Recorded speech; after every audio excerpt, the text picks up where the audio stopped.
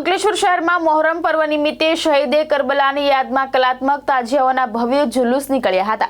શહેરમાં કોમી એકતા, ભાઈચારો અને શાંતિપૂર્ણ માહોલ વચ્ચે મોહરમ પર્વની ઉજવણી કરવામાં આવી હતી। અંકલેશ્વર શહેર અને તાલુકામાં મોહરમ પર્વ નિમિત્તે શહીદે કરબલાની યાદમાં કલાત્મક તાજિયાઓના ભવ્ય જુલુસ નીકળ્યા હતા। યા હુસેનના નારા વચ્ચે શહેરના વિવિધ વિસ્તારોમાં ધાર્મિક આસ્થાનો માહોલ જોવા મળ્યો હતો।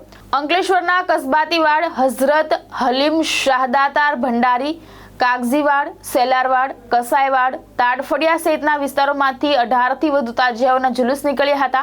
મોહરમ પર્વ નિમિત્તે વિવિધ સ્થળોએ શરબત, દૂધ, કોલ્ડ ડ્રિંક્સ સહિતની નિયાઝનું વિતરણ કરવામાં આવ્યું હતું।